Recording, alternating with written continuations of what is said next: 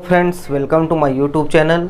आज की इस वीडियो में हम देखेंगे द्विघात समीकरण को गुणनखंड विधि से कैसे हल किया जाता है। इसको आज हम समझेंगे।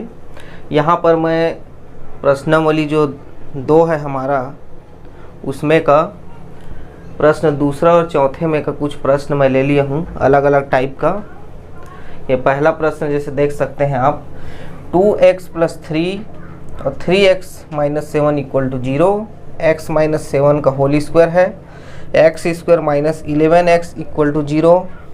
और यहाँ पर एक समीकरण है चौथा, 9x² - 3x - 2 = 0। तो ये 4 अलग अलग तरह के मैं प्रश्न लिया हूँ और इन सभी प्रश्नों को हम गुणनखंड विधि से हल करके देखेंगे। आइए देखते हैं कि कैसे ये हल होता है।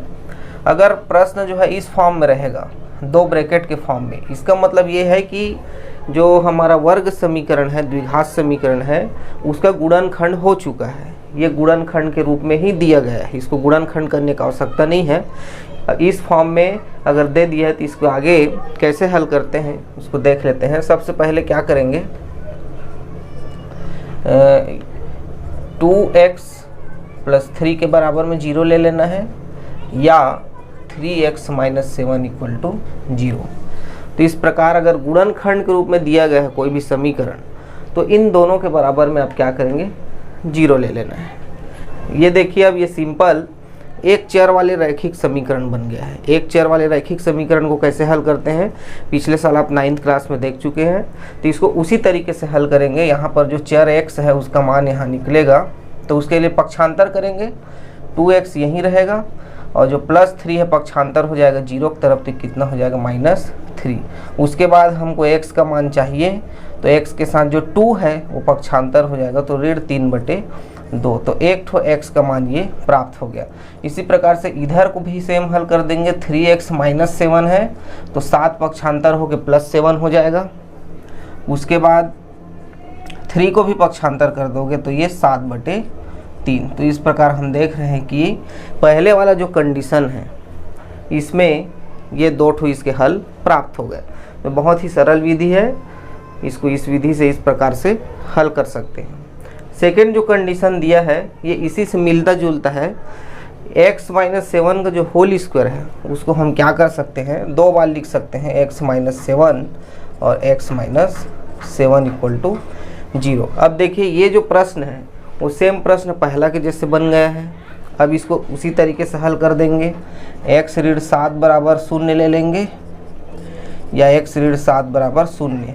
तो दोनों का हम देख रहे हैं कि यहाँ भी x का मान 7 प्राप्त हो रहा है और x का मान यहाँ भी 7 ही प्राप्त हो रहा है। तो इस प्रश्न में दोनों ही जो x का वैल्यू है वो 7 प्राप्त हुआ है, मतलब समीकरण के यहाँ मूल क्या है, बराबर आ रहे हैं, दोनों साथ साथ है। तो जो होल स्क्वायर वाला जो सवाल है, पूर्ण वर्ग वाला, उसको आप इस विधि से हल कर सकते हैं। उसके बाद तीसरा जो प्रश्न है इसमें हम क्या करेंगे, x² और x मतलब घात 2 वाला पद और घात 1 वाला पद है, तो इसमें हम क्या करेंगे, x को कॉमन निकाल लेंगे इसमें से। तो यहाँ x² में से एक ठो x बचा, ऋण 11x में से x बाहर निकल गया तो कितना बचेगा, 11 बराबर 0। अब इसके बाद क्या करेंगे, ये भी गुणनखंड के रूप में टूट गया। एक बार x के बराबर में 0 ले लेंगे और एक बार ये जो ब्रैकेट के अंदर जो पद है उसके बराबर में 0 हो जाएगा। तो यहाँ से हल कर देंगे तो x का मान ऋण 11 पक्षांतर हो जाएगा तो कितना हो जाएगा, +11। तो यहाँ पर एक ठो x का मान 11 मिला है और एक ठो x का मान क्या हो जाएगा, 0। तो इस प्रकार ये भी हल हो सकता है।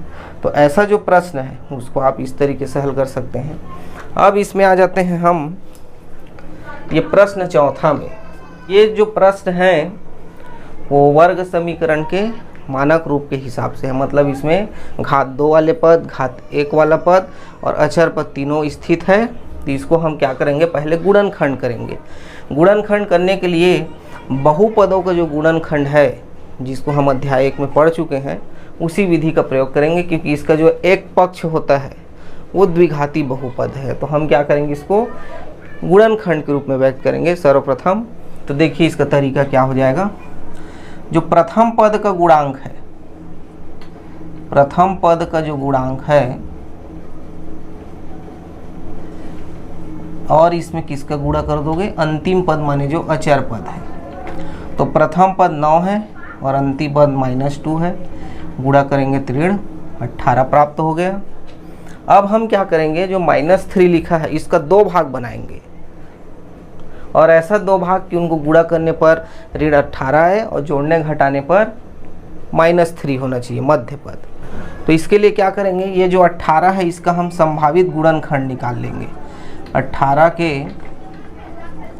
संभावित गुणनखंड, तो 18 के क्या के संभावित गुणनखंड होता है, एक तो 2 × 18 हो जाता है और दूसरा होता है 6 × 18 हो जाएगा। इस प्रकार से ये इसके गुणनखंड है और भी गुणनखंड हो सकते हैं। ये जो है 18 के संभावित गुणनखंड है। इन गुणनखंडों में आप देखिए कि किनको जोड़ने घटाने पर -3 आ रहा है, मध्य वाला पद। तो 2 और 9 को जोड़ेंगे घटाएंगे तब तो -3 मिलेगा नहीं। 6 और 3 को अगर हम घटा देंगे तो क्या मिल जाएगा, -3 मिल जाएगा। मतलब हमारा जो 2 पद है, -3 का जो 2 भाग है वो क्या हो गया, 6 और 3।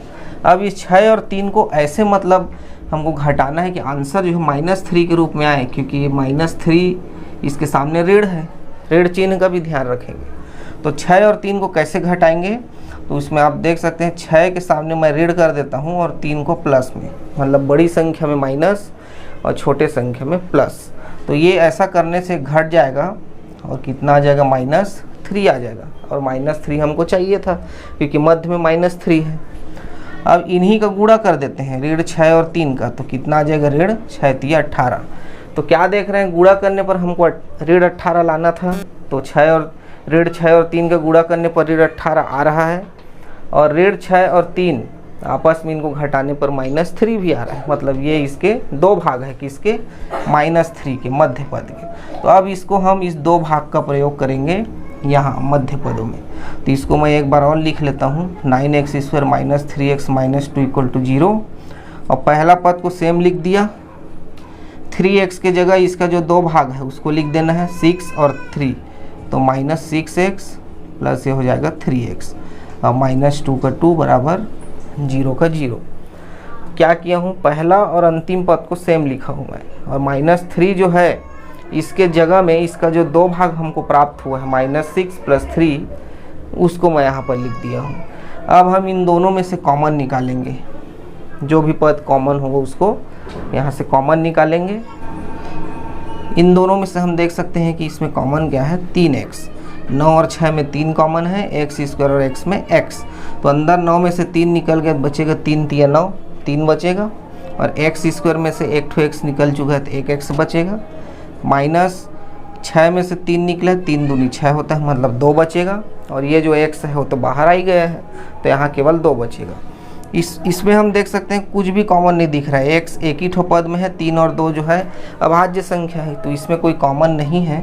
तो हम यहाँ 1 लिख देंगे और इसको ब्रैकेट में लिख देंगे, बराबर 0। अब देखिए ये दोनों जो पद सेम हैं, इसको एक बार फिर से कॉमन निकाल लेंगे और बाहर है जो इनके कोष्टक के बाहर जो संख्या है उसको दूसरे कोष्टक में लिखेंगे, 3x + 1, 3x + 1 बराबर 0। अब देखिए ये जो पद है वो जो प्रश्न पहला हम बनाए हैं उसके जैसे हो गया, मतलब ये जो बहुपद है इसका ये गुणनखंड प्राप्त हो गया। अब सेम इसी तरीके से इसको हल कर देंगे। तो 3x - 2 = 0 ले लेंगे या 3x + 1 = 0। यहाँ से -2 पक्षांतर होगा तो इधर +2 हो जाएगा।